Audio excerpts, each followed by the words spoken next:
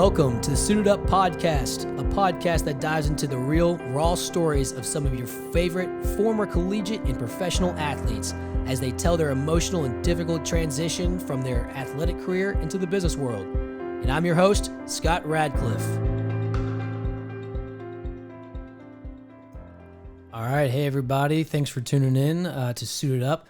As you heard, I'm your host, Scott Radcliff, and I have a special guest today I'm really excited about. One of my former teammates, NFL player, played for the New York Jets for 9 years, is the U of L most leading NFL rusher of all time, and his name is Bilal Powell. Bilal, how you doing, man? What's going on? Not much, right, man. Doing well. Thanks for being here. Glad to have you on. Thank you for having me. It's the first one. You've never done a podcast? First time, so I appreciate it. You've probably done radio shows, right? Did a couple of radio shows. I know you've done interviews. Yeah, interviews. And I tried to avoid them, but I know. You're quiet. You're a quiet guy. You kind of hold to yourself, so I appreciate you being out here. And a podcast is a little bit, hopefully, more relaxing than a radio show because it's not live. Yeah. So as we said, if we need to cut something out of here, we always can. Oh yeah, I'm prepared for that. Hey man, get it all on the table. So I guess first off, for our guests, I give you a little bit of an intro, but to give some people who may not know about you, there'll probably be a lot of listeners that do know about you, since you've had such a successful long career in the NFL, but even here locally in Louisville at the University of Louisville. Give us a little background. Where are you from? Your upbringing? What got you to the U of L? And we'll kind of go from there. Well, grew up in Lakeland, Florida. It's a small country town between Tampa and Orlando. Very competitive city. When you talk about guys coming out, my senior class, we had 6 guys that went on to play in the NFL. Very competitive city. A lot of poverty. I didn't grow up in the safest environment around in my city. So I dealt with some things growing up. Probably saw some things that a lot of people don't see, especially, at an adolescence. You don't see a lot of the things I experienced growing up. Yeah. So, I chose the University of Louisville over, a few other schools, Big Ten schools, Conference USA at the time. Mm-hmm. I love it here, though. I've been here, resided here in the off season every year. Now that I'm retired, I'm back here. Yeah, man. As a former teammate, but really as a former, not a former, but a fan of the University of Louisville, I always love seeing former athletes come back that did go on to their professional career, whether it was, of course, football or any other sport. But seeing you come back is great. I think it gives a lot to the city and the university and what we have here. Because, you got to go to New York, and I'm sure New York's a great spot, but, and you lived in Florida prior, but picking and choosing to come back to Louisville, I think speaks a lot of the area and the people we have around here and the connections you made here.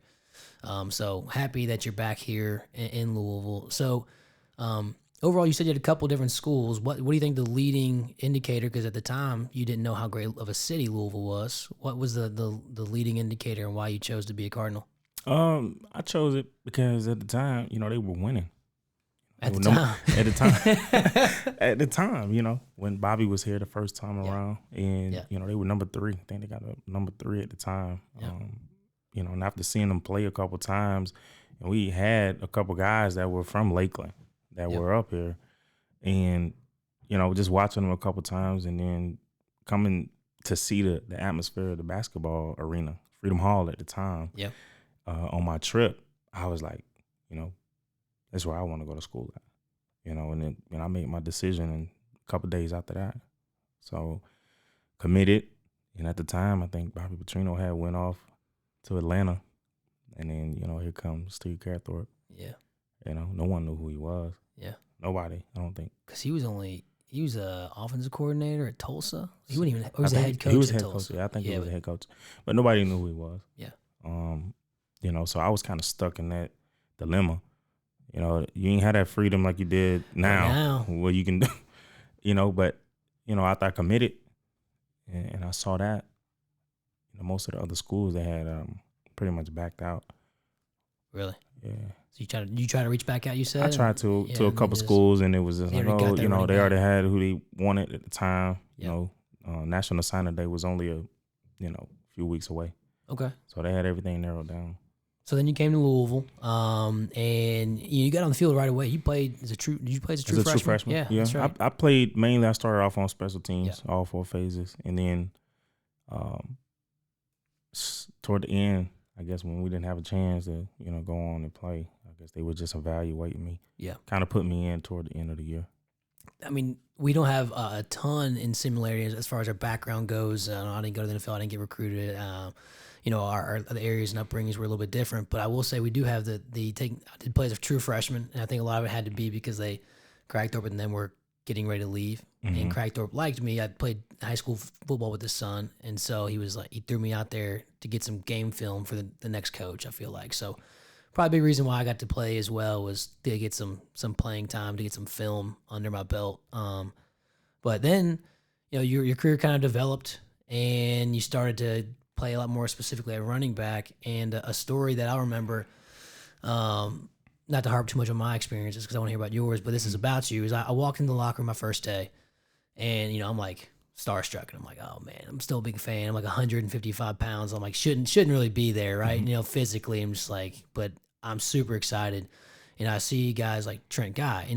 Trent's easy to pick out of a line. He looks like a receiver. He's got the dreads. You're like, oh, that's Trent Guy. That's Trent Guy. Yeah. And but I remember, and he was one of my first people I talked to. But I remember bumping into you and talking to you, and you were away from your locker, and I was like, hey, you doing? I'm Scott, and you were like, hey, my name's Bilal, and I was like, oh, you're Bilal Powell? Like I didn't know because on the football field wearing the pads, you seem a lot bigger. Yeah. Right. And I was like, oh, I thought you were like just like a fullback type running back, which you clearly have had power and stuff like that. But like I was like, holy crap, like shell shocked. I was like, this is Bilal. And then I was like, how cool is this? These are all the people that like last year, the years previous, I was cheering for, and I'm like, I get to share a locker room with these guys. Yeah.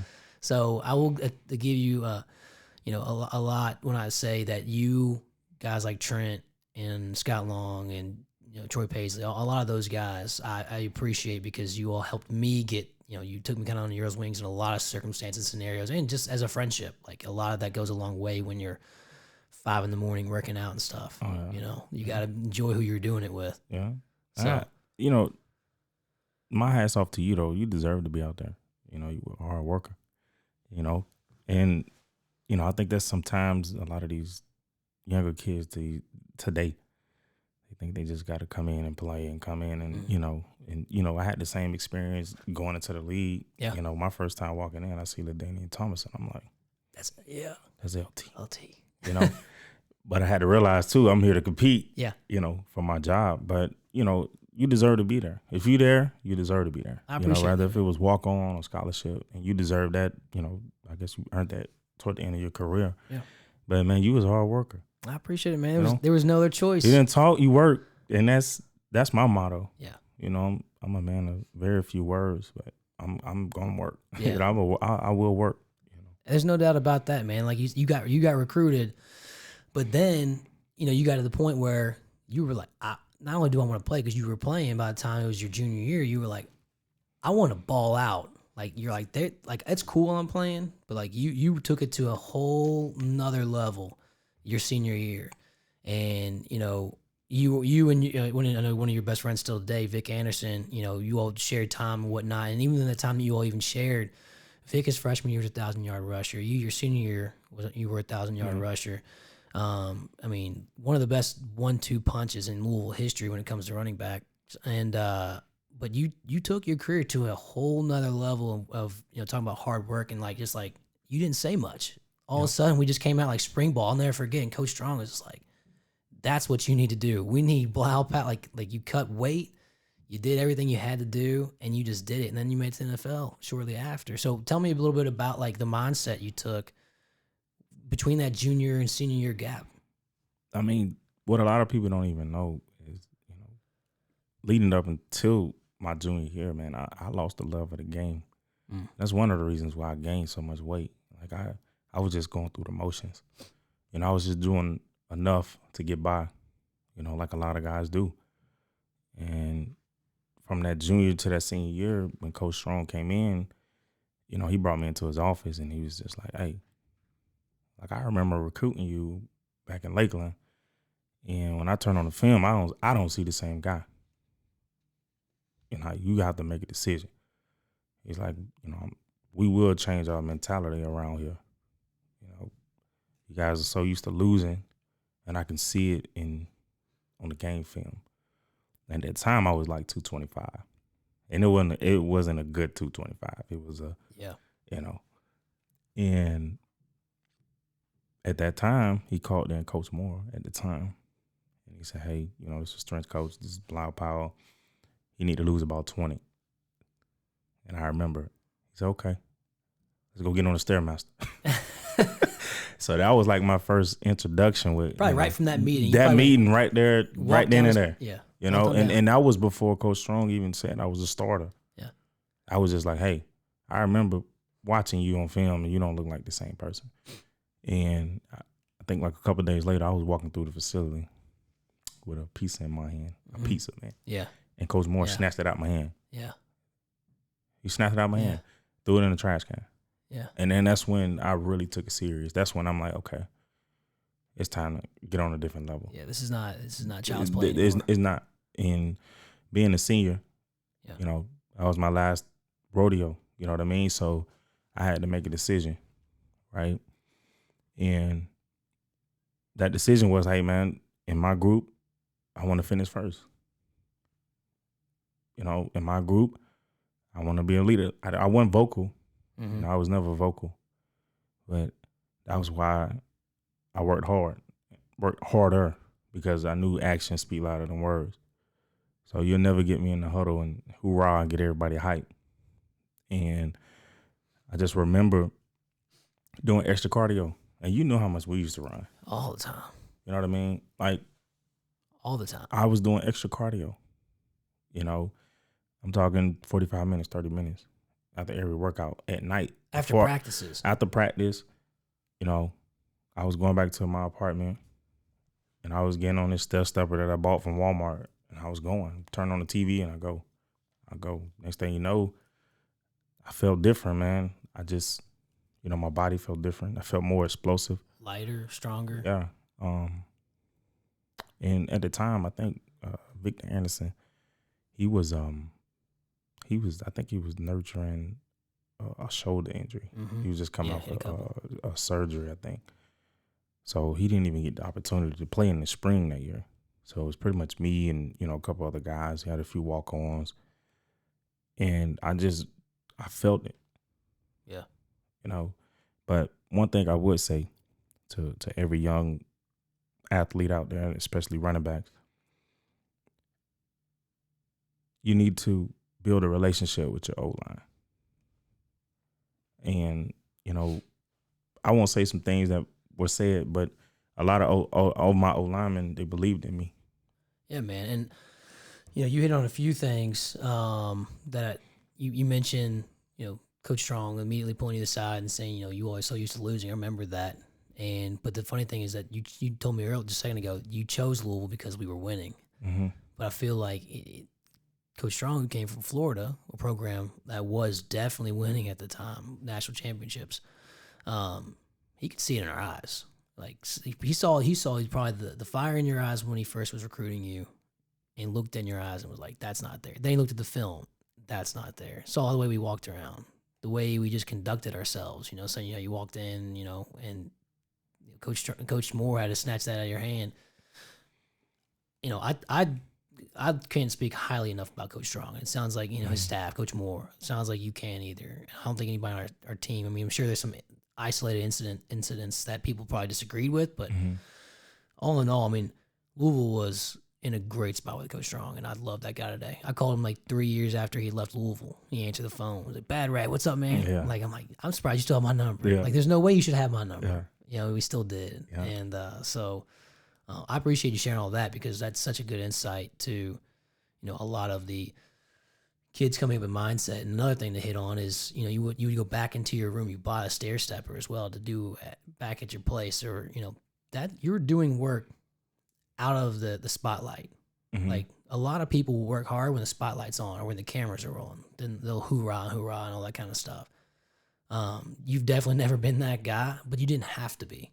Like even the O-line would, speak on your sideline. If we're not running the ball enough, I'm on the sideline, just as a fan at this point when you're my sophomore year, your senior year. So I'm just kind of listening on what's going on. They're all just like, give Blau the ball. We got him. Like they're speaking up because they know, and you're just sitting there straight game face in the zone because you didn't have to speak. Yeah. Like we knew you were going to get if we handed you the ball, we were going to get it done. Like I'll never forget the 2 runs, but one against Kentucky, but the other against Cincinnati where you got like 4 or 5 guys on, you spin out and you take it for 60, 70 yards. Like there was people weren't even blocking at that one. The receivers, I love my receivers, but there was like 4 secondary people on. You shut them off, you take off. But that comes from those nights when no one was watching and the mindset changed. You were like, I'm going to get this done. Yeah. So then you have such a great senior year. You end up getting drafted. So what I would say this. Oh, yeah. I would say this though, Scott. What a lot of people didn't know at the time was my mom and my little sister had moved in. Really? Yeah. So you talking about a senior, people, you supposed to enjoy your senior year. Yeah. And, my mom had gotten into some, she wanted to come up and change the scenery. And I was happy she came because she got to come to every game. And, just dealing with, my younger sister, mom, we had one car. Yeah. My mom had to be to work at 5 a.m. My sister had to be at the bus stop. I had to be at study hall. I had to go to practice. I had to come home. I had to pick up my sister, pick up my mom. And my wife, my fiance at the time, my wife now, she was doing the same thing, getting up extra early. Didn't have to get up. I had to get up, take my mom to work, take my sister to the bus stop, take me to study hall, and then do it over. She was working 12-hour shifts at the hospital. You know what I mean? People didn't see that, and I think that's one of the things that really motivated me even more, when you put the ball in my hand. Yeah. No one knew about it until like later on, until senior day, Coach Carter. Yeah. I think he realized like your mom coming to a lot of games and she up here. I'm like, yeah. So that was a whole, at 22 years old, that's a toll. And how long we put in hours, man. You still had to, getting up early. You still got to get work done, Yeah. So that mean having them physically there also probably put things in perspective. Because I know it's on your mind, even your freshman, sophomore, and junior year. But when they're there physically and you're doing all this, and then you're thinking to yourself, I'm going. How dare I go through the motions when I suppose I got these coaches now that are now pushing me. Like I've got them out of Lakeland for a little bit. Like if we want to really do this, you got to commit, and clearly you did. Mm-hmm. But man, kudos to you. I didn't know that. Yeah. I had no clue still to this day. About it. Once again, you're not somebody who to talk much about it, and you're not like you're not a type of person that says pity poor me. Yeah. You don't typically sulk. You just had my oldest daughter, and nobody knew about her. Yeah. You know what I mean? So it was a lot that I was dealing with at 22. So I kept it quiet and just kept it moving. Yeah. And talking to Vic about his story and stuff like that, and some others, there's so many. And I fall into the trap sometimes, when you're watching a game, you're like, oh, man, what a terrible play, or, man, this guy's struggling this year, or whatever. Mm-hmm. Just once again, remember, you don't know. You don't know what everybody's going through. You don't know. It's it's crazy. Some of the stories that I was with you, I have no clue. Yeah. So, man, thanks for sharing that, because I hope somebody out there listening maybe in a situation like that can kind of take a lot from that. Yeah.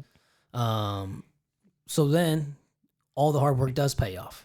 Yeah. I'm sure that, I can't imagine the emotions even thinking about it all, especially talking about that. But then you get drafted. I didn't know I was going to get drafted. I'm saying, my wife and I was just preparing for life out of college, but what we're going to do, after the season. So I didn't know anything. And what round did you get drafted again? Fourth round. So you're not even deep. You're mid. Yeah. I didn't even know though. We were like, what are you planning on doing? She was like, I had to get on her insurance. Yeah. So I didn't know. What did you all come up with before? Okay, I want to know what were the great Blau ideas and Jesse's ideas before you got drafted? Did you have anything like, I guess we'll do this if this doesn't work? I mean, she was going to, continue to work at the hospital. And I mean, I didn't have a clue. Yeah. And that's an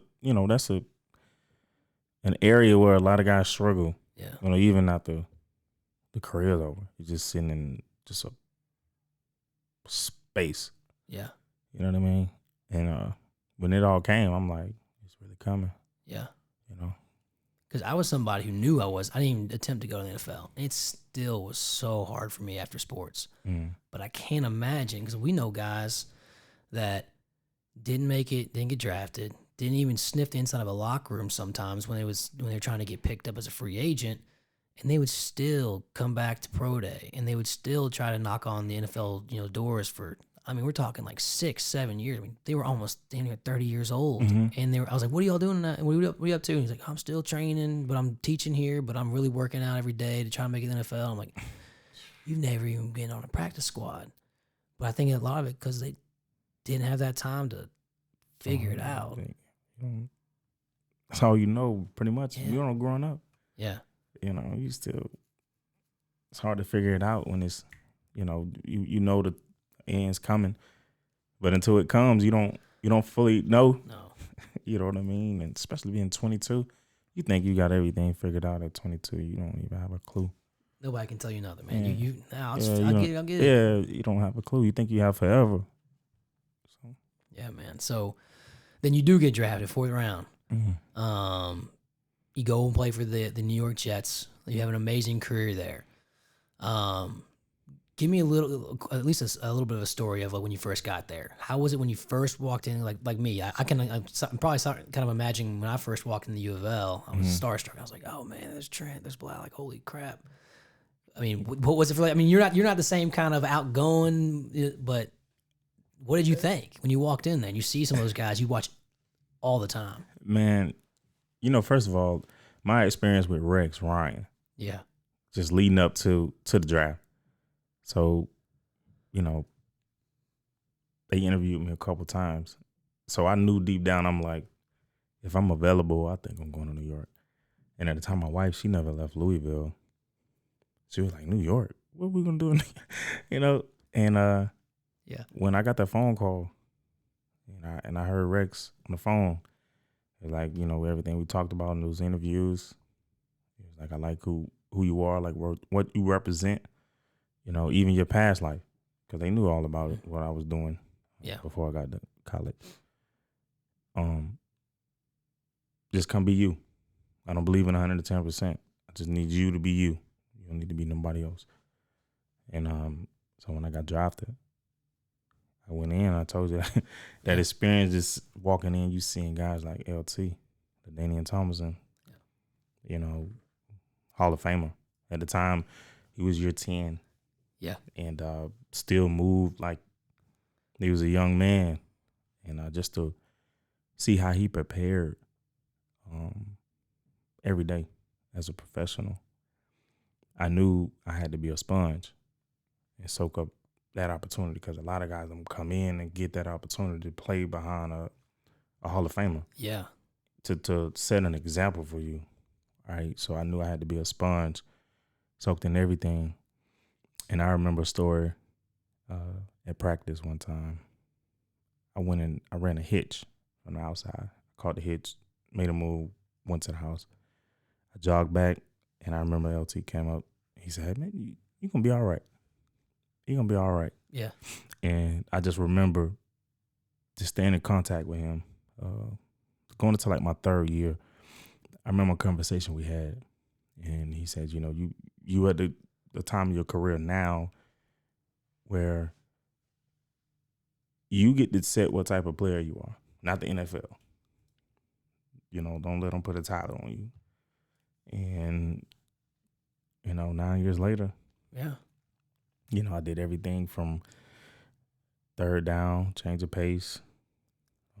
When I got in, I didn't have to come out. I played all 3 downs. Yep. I passed pro. All those things, I just remember LT talking about. And you look over my career, and I don't think a lot of people know. Well, true Jet fans, they know. Yep. I had 7 offensive coordinators in 9 years.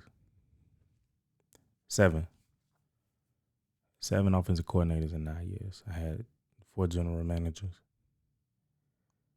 3 head coaches. You know what I'm saying? Like, that's wild. I don't think people really, when you think about staying in the organization for so long, you're thinking about having the same GM, same system, I had almost a different system every year in my career in New York. And I look around at these other running backs that, people consider like top tier running backs, and they are in systems for a long time. Yeah. And sometimes when you take those guys out of that system, they get exposed. Yep.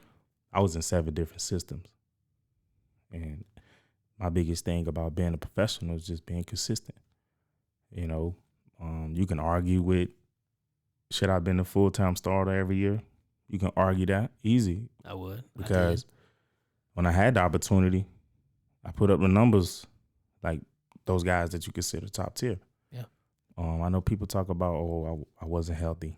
I didn't get hurt. I didn't have any major surgeries until my 8th year in the league. So for me, it was a great journey though. And I will tell you like this, I love the Jet fans. I love them to death now. But it's cut. But I think it's made for guys like me, because I didn't come in talking and not producing. I came in producing and not talking. So that allowed me to like kind of bury myself behind a lot of things with everything that was going on in the organization. And I'm talking crazy stuff. I'm just talking about the turnaround. Yeah. The GMs, the players coming in and out, they'll tell you, you want to go kill your career, go to New York. Yeah. Like that's what's out there in social, in the social media world. But I'm like, I played 9 years.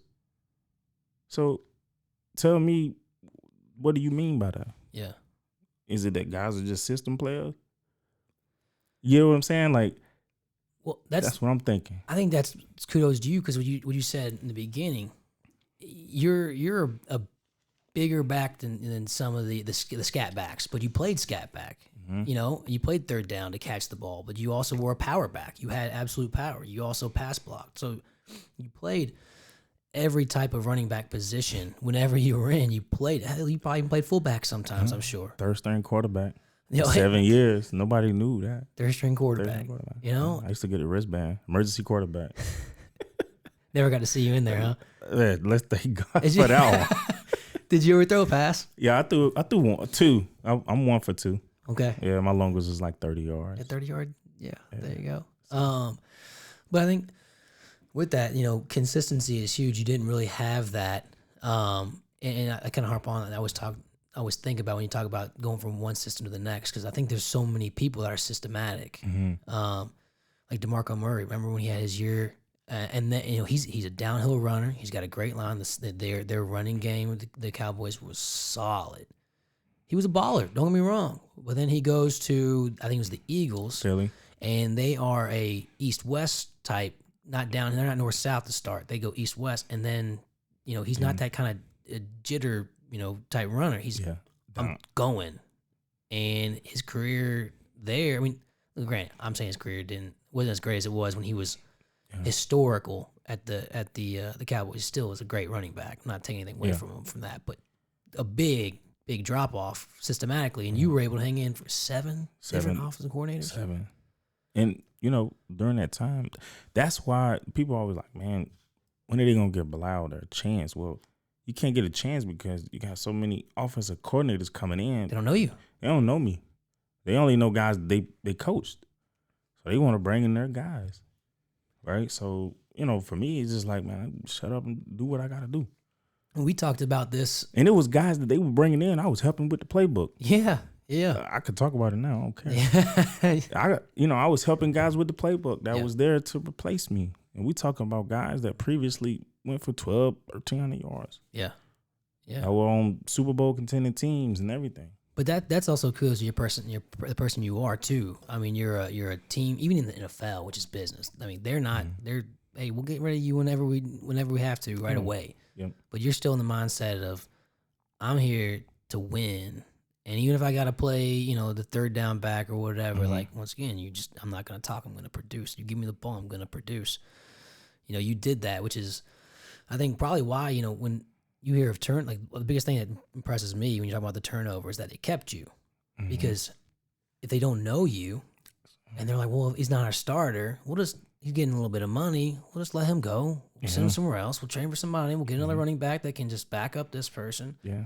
But they kept you because you were willing to do that extra stuff, even if it was to help train the person that they wanted to be the number one back. And as we talked before this started, my frustrations was that, so I was interested to hear kind of why, but hearing around how many offensive coordinator transitions you had makes a lot of sense, because as a fan and a friend, I'm frustrated watching this. I mean, you get the starting role because someone goes out and you rush for 230 yards, you catch for another 70, then you go around next game and you rush for another 150. And I'm like, this guy's getting like 400 yards in 2 games. I'm just and then the other running back comes back and then you're back to getting the ball 6 times a game. It's political. Lucky. It's definitely political. Yeah. Well, I sent a tweet this year about Tony Pollard. I think the tweet was, if they don't start playing him, Tony Pollard's going to be the next Bilal Powell. We're never going to get to see the talent that he has. I like his game a lot. I like a lot. I hope they start, and I think they will. Yeah. And if not, I was like, just trade the man. Like, we want to see what that guy can do. He can play ball. Yeah. He can play ball. And that's how especially me, maybe I'm biased. Efficient runs. Yeah. Efficient runs. He gets the ball 5 times and he has 70 yards. Yeah. If that's not efficient, right? I don't know. I don't know who called the shots. I don't know who, They gave him some more this year. Yeah. I'll tell you a story. Yeah, I love it. So I think around, I want to say like my 4th or 5th year, I was a starter for 6 games. I was second in AFC in rushing, like 5 games. I think I was behind Aaron Foster. He was with the Texans. I remember a coach came to me, said, "Hey man, they want to see the other dude play." Is they paying him more, or what was it? I guess he got paid. I don't know. So it was just like, what? Yeah, they want to see the other guy touch the ball. Sounds like all right. I had opportunities to leave New York. I'm talking about Super Bowl teams. The year I had a chance to leave, 2 of the teams that wanted me to come play ended up playing in the Super Bowl. But I kept going back. It's just who I am. You know what I mean? They chose me. They kept me around when they didn't have to. I was like, if I got the opportunity to leave, why not? But I don't regret it at all. It's one of the funnest fan bases to play for. I'm gonna be honest. It's tough to go play in there.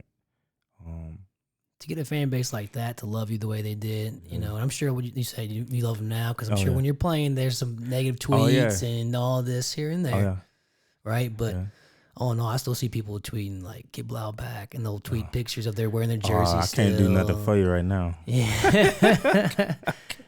Oh man. Well, I know you're getting into coaching. You ever think about getting into that scale?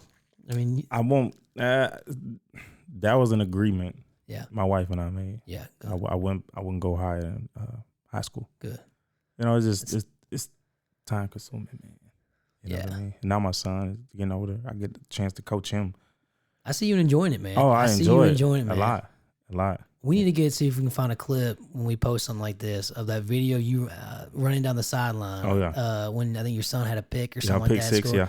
And you see, all these coaches celebrating, and then all of a sudden you see this flash, and there's this guy running a 4.2 40, and it's you down the sideline. Probably faster than you ever ran in your life. Probably, yeah. Because you're so excited for your son, man. Yeah, I love it. And, I mean, I almost pulled the hamstring trying to do that, man.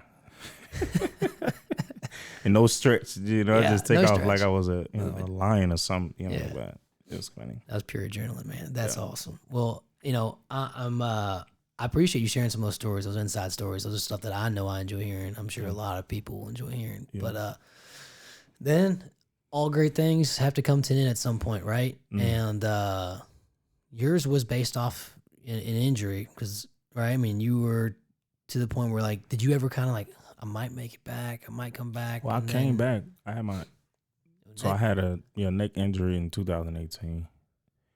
and had surgery the same year. Came back, actually. I came back for my 9th year. Mm-hmm. And had another opportunity to go out and play for the Chargers. And, I didn't take the deal at the time. The pandemic had just started. And it was bad out there in Cali with, some of the rules that the NFL had made for the players and the families. I'm like, man, I'm going to be on the West Coast. My family going to be on the East Coast. So it was pretty much like a family decision to just be like, you know what? Yeah. Yeah. It was one of the toughest decisions that I had to make, knowing that it was my choice. Probably was the reason why I had peace with it. Mm-hmm. It wasn't like I just was cut dry and, left out to hang. I made the decision not to go back and play the game of football. Yeah. And at that time, coming back off of the neck injury, being 32, I'm like, I still got an opportunity and a long life ahead of me, play with my son. And my risk of being re-injured was higher because of the surgery. So I was just like, you know what? I think it's that time. Yeah. You know what I mean? And made that decision. Yeah. You know what I mean? It was emotional for me, but it was a decision that I made based on my family. Yeah, man. So, and I know now you can look back at it, hanging your hat and with your chin, holding your chin up high on what you did. Yeah. Spectacular, man. Yeah. Played my entire career, one team. That's rare, especially as a running back. They would invite you back there and stuff like that, I'm sure, right? Yeah, I'm actually going back soon. Yeah. Yeah. Good. Yeah, and that's probably something that, since you played at one team, you get that little extra, you're the New York Jet, you're the Bilal Powell. You're part of that organization. You don't see that much anymore. Yeah. Typically ever. Yeah. But you know what? You're never ready for it. When I made that decision, I wasn't ready, but I knew I needed to make that decision based on my family. So to all the young players out there that felt like their career was cut short, 2 years, 3 years, whatever it may be, because the average is 3.5 years. Yeah. Right. It's weird too, because some guys that come play this game, they're not even invested, and then you were forced to retire from a game you've been playing all your life. Mm-hmm. You still got the rest of your life. I think the biggest thing is making sure you have the right people in your circle. Very supportive group, right? And reach out to your former brothers, man, guys that's been through it. Because when you try to figure it out by yourself, it's like going down a rabbit hole. Yeah. You know what I mean? And unfortunately, man, I've seen, former teammates take their own life. Mm-hmm. That's another subject, but multiple guys that I've played with that were retired. They weren't current players. They were all retired. So just make sure you take care of your mental. That's the number one thing. So I hear this a lot whenever, I'm talking about what I'm doing here. And I'm talking about like guys like you and Eric Wood, people that are from Louisville, back in Louisville. And, I hear like people like, what are they doing now? Or whatever. And then they'll be like, oh, it probably doesn't matter. He's already made his money. And my question, because I know that's not it, right? My question is really is when you get done. And actually, I heard this from Michael Bush. I was talking with him and Tony Williams one day, and he was saying, he's like, I play golf. There's only so much golf you can play. He's like, I like golf. But I know that's not, and I knew that's not filling his void that he has for passion and thirst for life like you had prior. And I know yours is your family, right? But you have to have something that lifts you up, right? Something that you're striving for every single day. Something that gives you structure. Because let's be honest, we played a game where everything was so structured. Yeah, we're creatures of habit. We knew every year playing this sport in the fall, we knew what that entailed. Yeah. And that's coming all the way up from Pop Warner to, your last snap in the professional. You knew it was so structured. So you take that away. Yeah. You know what I mean? You take away the BS response from the normal everyday person. It says like, oh, they made money. They got someone. What do they care? So take that out of the equation. Now you got to go find something that you now like. You got to keep your money. You yeah, made yeah. it. You made it. Yeah, you made the money, but that don't mean you just sit around. And those people also don't understand the types of bills that you've got to pay and things that you're doing and investments you're making. And some don't work, and you got other family maybe that you're reaching back out to, and all these different things. Like, people don't know. Yeah. And so you get done, and you're almost 3 years or so, right? Out. Yeah, 2 years. 3 years in December. My last game was in January. Yeah, so 2.5-ish getting there. Yeah. You're different position than some of the people I've had on here who've been 10 years or so removed. How was it in, let's say, the first 6 months or a year? Like figuring out. So it was weird what to do. It was the pandemic. That's right. Yeah. So 2020, I was a free agent, and that kind of slowed down the whole free agent process. Because you could only bring in so many guys at a time, and if you add that with trying to get ready for the off season, there's certain guys you can't get to because you're like, hey man, we gotta, we on the time frame. We can't be trying to bring everybody in here, because there's you got Class A, Class B, Class C type of guys. Like A guys is usually gonna be the mega contracts, and B is like 2-year, 3-year deals, and then you got your 1-year deals and all that. So by the time you get to C, it's already off season. It's and then you got all these protocols, and so it kind of slowed down the process for me. And I didn't get that opportunity to go play for the Chargers until like week 3. I didn't get a phone call. You know what I mean? There was a lot of veterans out there still that should have been signed, but due to the fact that you can only get so many guys in at a time, and then you had to wait. You had to test 3, 5, 6 days in a row before you can work out. That just slowed down the process for a lot of people, man.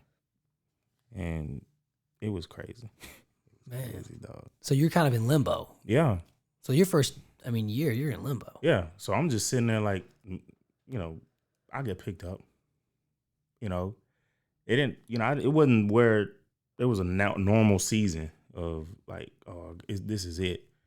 It was just like, all right, I kept hearing, hey, man, just keep waiting because, you're a veteran, you're older. They'll get you in camp, they'll get you here. But the process is just slow. And then, it still wasn't like it was new for all of us, everybody, during the pandemic. And still seeing the games, it didn't even feel real. I'm sitting on the couch but it didn't hit me until I started seeing guys run the ball that I felt like I can go do that. Mm-hmm. You know what I mean? Yeah. And by that time, I was just like, nah, I enjoy this. Mm-hmm. Because during that pandemic, I was with my family every day. We couldn't go nowhere. Yeah. And I think that's what really made me realize, like, wow, I can get used to this. Yeah. You know what I mean? And football was so far, by that time, every day that went by, I just faced the fact that opportunity, that door is closing. Yeah. So my wife, I'll be honest, my wife, we talked about it, we prayed, and she was just like, we good. We here in Louisville. And it goes back to that time we talked about the opportunity if I didn't get to play in the NFL. That's where, 9 years prior, 10 years prior. You know what I mean? Yeah. That's where it went back to. That was my best friend. Yeah. So that moment that we talked, it was going back to that moment. Here we are, just in a different chapter. Yeah. You know what I mean? Same situation, just a different chapter, right? And I was like, hey, if you got to do what you got to do, I can't sit around and cry over spilled milk. Yeah. And she the same way. She's a go-getter. I'm like, hey, it's time to put that together. You've been a stay-at-home mom for this long. Now it's time to really sit back. And, I was fortunate enough to make enough money where I was able to sit down and try to figure out what I really wanted to do. Yeah. I wasn't a guy that was just scrambling around trying to make ends meet. You were making decisions based on money. Based on money. Yeah. I was cool with, staying there and really trying to figure out what I wanted to do. And that opportunity came. And, we're doing pretty good right now. Yeah. I mean, so before we dive into what you're doing now, I got to give a shout out to Jesse. Shout out to you. So I married my high school sweetheart. I know how it is to go through a ton of growth, situations, difficult, life-changing decisions that you both have to make. And having someone who's there who is as supportive as Jesse and my wife Lisa are, I hear you talking about her. I'm like, yeah, I get that. Because when you have someone like that, it makes life a lot easier when you got the support. I remember $2, 75-cent tacos. Yeah. We didn't forget where we came from. We came into this thing together. Like, we grew up as kids in New York City. Yeah. Like, one of the biggest cities in the world. Yeah. You come. Yeah, I am a dude from Lakeland, Florida. She's from Louisville, and most of our life experiences came from our life lessons, because when you're younger, you don't really learn lessons, man. Right. You're just being a kid, but, being an adult and parenthood and marriage, we grew up together in New York. That experience was just like something that you can't explain, because we were introduced to pretty much everything together. Yeah. And that was the coolest thing about it. And when we came back, we was just like, we back what? What's up? We had experience now. So like, it's not like, and it wasn't like we was reaching for, everything. Obviously when we moved back, we had to get accustomed to, who was who and what lane we wanted to go down, for the rest of our life. Now we're talking about the rest of our life, not just 10 years or 9 years. We're talking about the rest of our life, So now, I guess give everybody a little background on what both of you all are doing. Want to shout out what you're doing, and for listeners, former athletes, current athletes, and even just the people listening, these things that that you're doing now, for maybe that they might want to look into, to possibly do for themselves, or just want to know what you're doing, man. Tell me a little bit about it. Right now, doing custom home building right now in the area. Working alongside the president of the BIA, Tom Waller.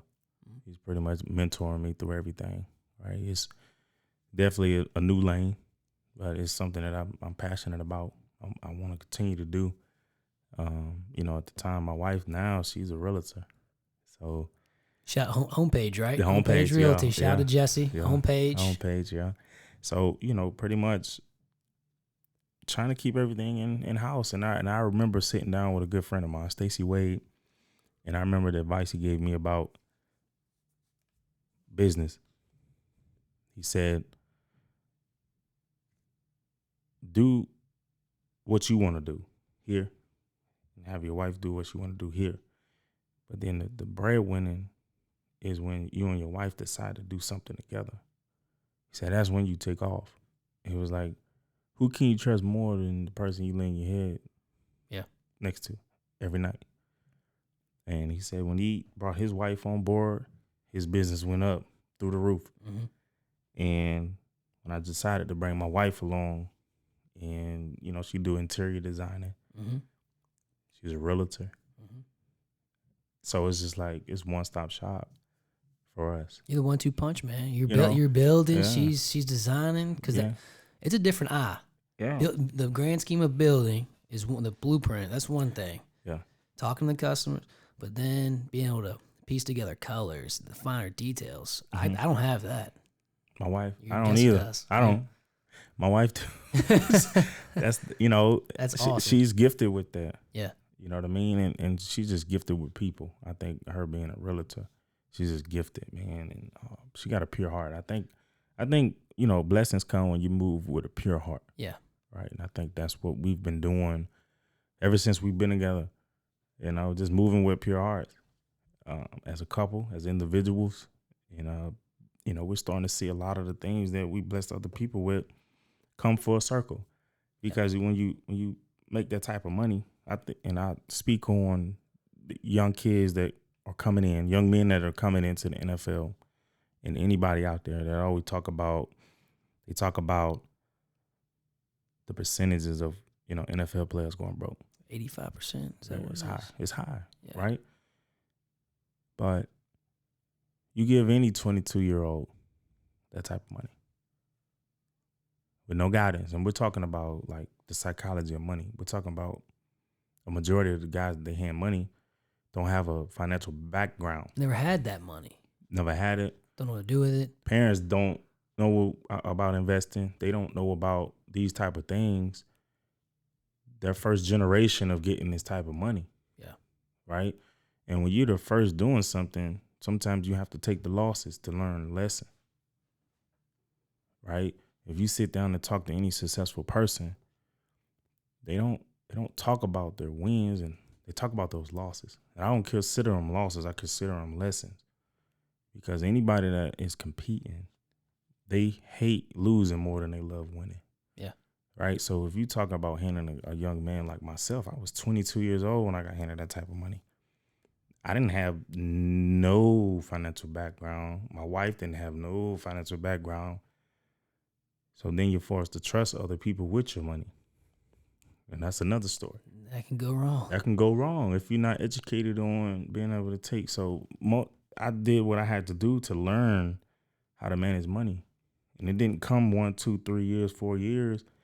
It came later on in my career when I started to see the end of that tunnel. Yep. And reality started to set in because, when you're young, you think you'll play forever. Mm-hmm. Right? In the real world, $60,000 is hard to make. Yeah. So you go from making, when I first came to the league, $435,000.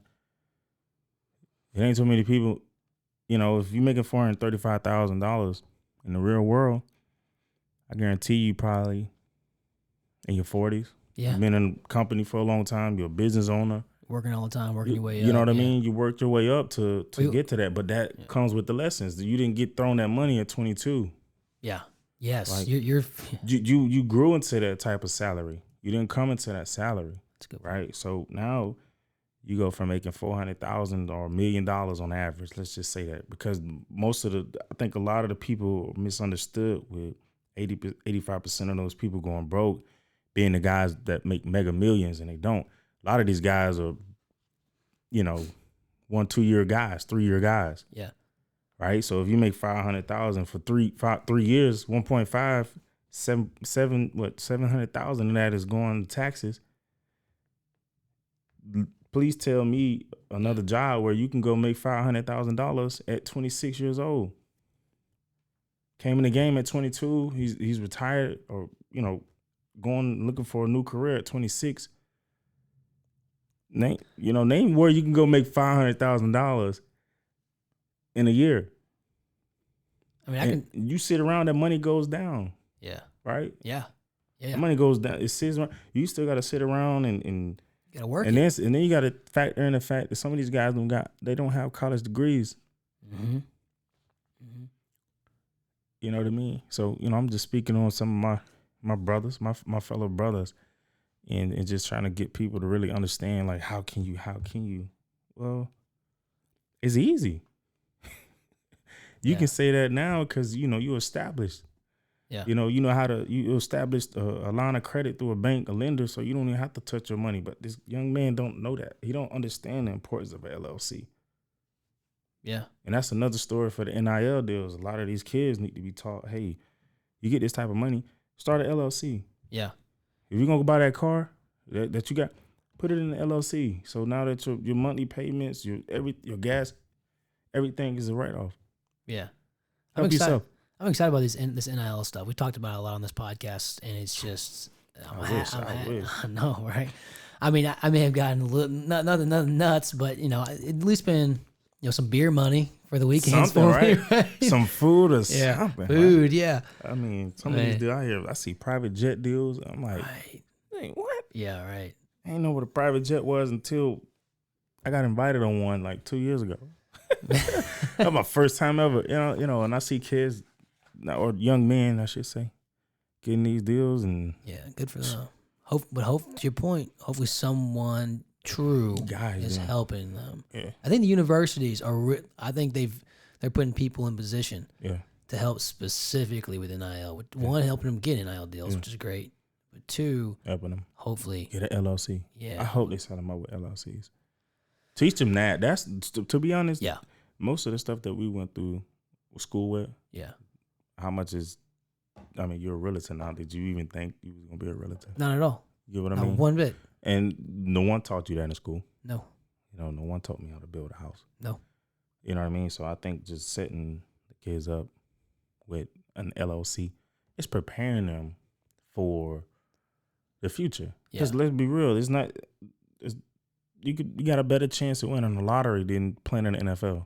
Oh yeah. The statistics are crazy. Like, it's crazy, man. There's so much that can happen. Yeah. I mean, I've seen so much turnaround, Scott. Like, you can't even get close with dudes because that's how the movement is. I wonder what the number is of how many people you saw come and go. I can't imagine. And that's including coaches and management. Practice players. Everything. Trainers. I was there for a while, and I saw a lot of people come and go. Yeah. You know what I mean? And I just kept my mouth closed. I'm like, so if I say something, I might be out there. Yeah. You know what I mean? And let's be honest, like, it's you go to a team that like drafted you, that chose you. It's a little different than when you go to another team.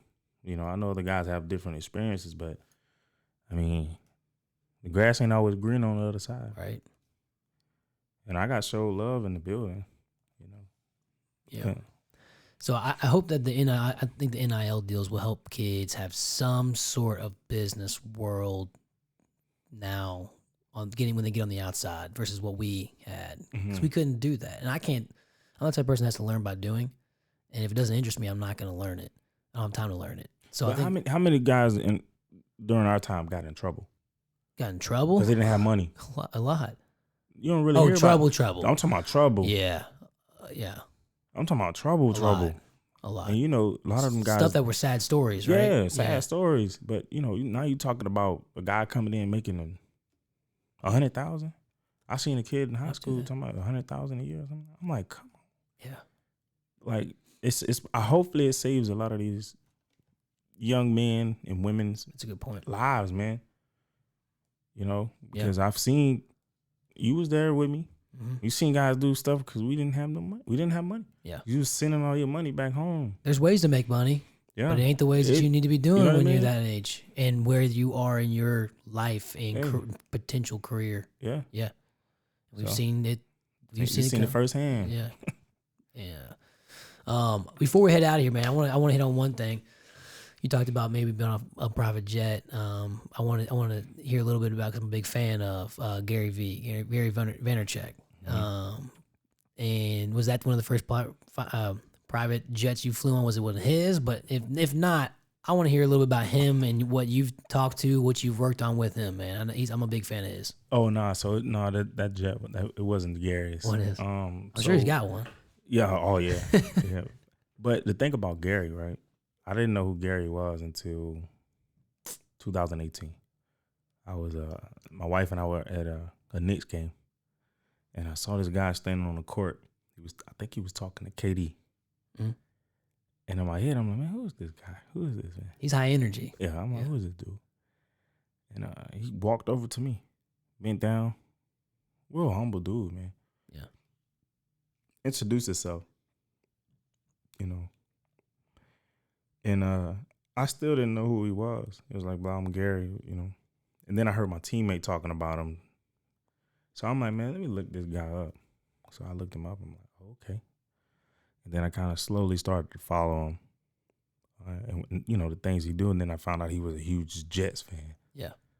Right. And, you know, and I'll be honest with you, man, my transition, not too many people checked on me. It was like an out of sight, out of mind. I'm talking about people that I was talking, you know, about doing investments with, and friends, family. You know, that's why one of the reasons why I'm enjoying retirement. People don't mess with you. You left alone. You left alone, yeah. Right? And I remember sitting on my couch, and Gary V reached out to me. And this was when I was with a different agency. Yeah. And he reached out to me. And he said something, nothing about football, just how you doing, checking in, just being Gary. Yeah. Right?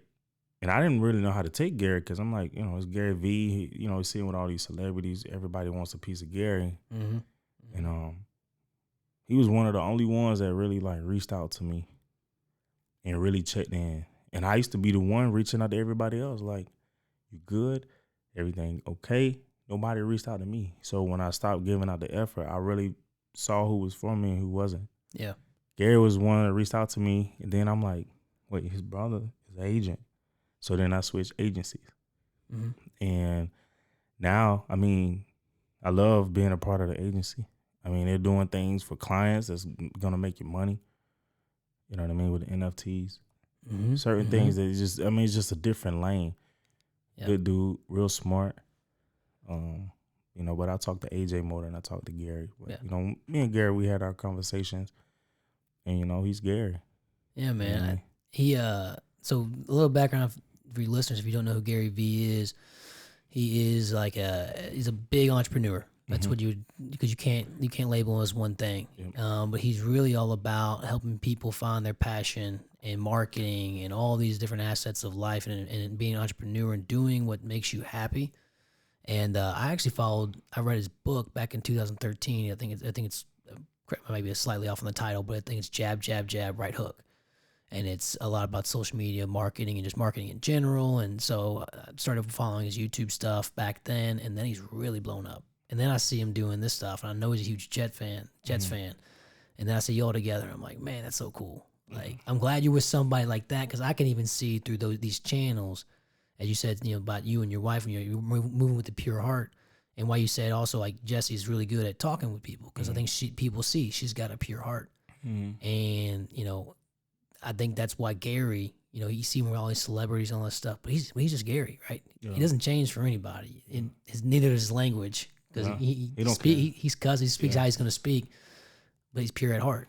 Yeah. So I think that's what, another tip to those people that are former and current athletes or just listening in, be true. I think, and be true and be pure at heart, and you'll find doors will open. Yeah. So, man, I appreciate you sharing all these stories. Yeah. So many. And I want to get one more shout out. So you're a builder in Indiana. Well, and Louisville now too? Yeah, Louisville. Yeah. So Greater Louisville. Yeah. Are you doing anything in Indiana right now? Or we have one going in Indiana. Okay. Yeah. So a little bit of Indiana. Yeah. Greater Louisville. So we want to mainly be in Kentucky. Okay. Yeah. So we're finishing up a job over in Southern Indiana right now. So for the listeners out there, then, let's say this market's crazy. We know. And I'm sick of trying to bid on these houses. Do they have to go find a piece of land? Do you have pieces of vacant land? Do you have current building homes that you're building that aren't under contract just yet? How can they use your services? Right now it's just so hard to find anything. Now, even land. Right? Even land. A lot of these builders are going in and buying up a lot. Yeah. We have one going right now that's for sale. It's around 4,800 square feet. Mm-hmm. It'll go for a little over $1 million. Okay. So if you're in that range, hit us up. But might have some buyers. I'm trying to find some buyers for you. Yeah. So that'll go for about $1 million. Cool. Most of the houses that we do, they start around 600,000. Okay. And go up. Yeah, I know you'll do good work. Yeah. I know you do. Real true custom. Yeah. True custom. We're transparent, honest. That's the number one thing. Just being pure. Trying to serve you. Here to serve you. So. Yeah, man. That's what you're gonna get. Yeah. They work with you. So if you got some land or an idea, my wife can find the land. She can look up some land, what you want, get ideas, sit down with us, and go from there. Y'all are full service, man. Yeah. That's One-stop shop. That's right. Yeah. 1-2 punch. That's it, man. Love it, man. Well, the name of Tom Waller Signature Homes is who I'm working alongside right now. Okay. Like I said, he's mentoring me right now. He's looking to sit it down. So just mentoring me. So if anybody wants to get in touch with you, they can contact me. They can contact Tom Waller. They can contact my wife. Okay. So we're a team. Yeah. So we're on the Tom Waller Signature Homes team. So go on Google. They can look up. You got a website. Yeah, everything. Contact you guys through there. Instagram. Yeah. Social media platforms. They'll find you. It's a little different. Yeah. Yeah. So we're here. Great team. Well, looking forward to it.